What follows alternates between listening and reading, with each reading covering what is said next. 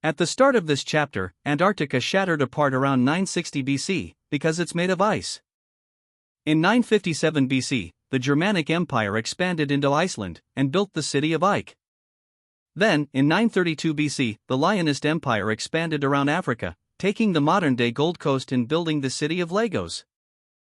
In 920 BC, World War -16 started after the Romans and Lionists had a skirmish in Iberia.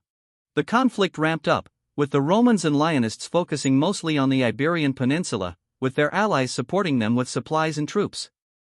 The Romans eventually won, and divided up the Lionist Empire, ending World War -16. The peace treaty gave Egypt independence, Rome, Atlantis, and the Byzantine Empire much of the Lionist coast, and the rest were given to two new nations, Mali and the Republic of Lagos. At the end of the war in 909 BC, the members of World War -16 needed to repair their cities, especially the cities in Iberia.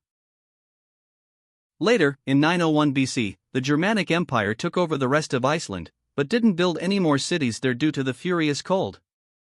Meanwhile, in the Middle East, the uncolonized deserts in the center of the region were explored, and Islamico took over much of the southern part. In the other part of the Middle East, the Byzantine Empire conquered many lands in Anatolia, which upsetted Ottomania since this gave them a rather large border with the Byzantine Empire. From 901 BC to 880 BC, many countries expanded like Eagle King and Rus.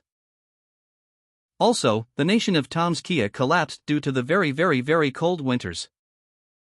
But in 500 BC, Rus found the ruins and rebuilt the capital city. In 496 BC, the Ice Age started, causing every place north of modern-day Italy to be extremely cold and have heavy snowfall, causing nations like the Norse League and Rus to be in crisis. Rus solved the problem by making a colony called Russtan. Russtan was located on the coast of modern-day Pakistan and had access to the Indian Ocean. However, Rus did not own the land in between their territory and Russtan, because it was uncolonized, until Eagle King expanded east.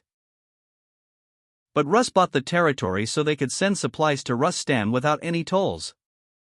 By 397 BC, the Ice Age was over, but Rus kept their colony since Valestan and Islamico would likely divide Russtan up if Rus didn't keep it. In 363 BC, the Kingdom of Siberia expanded west, getting into modern-day Mongolia. Around the same time, the Toko shogunate expanded into Indochina to connect their three port cities. In Europe, the modern-day Baltics and Belarus were unclaimed, so the surrounding nations divided the region up. That's all for this chapter of the Twobbular timeline.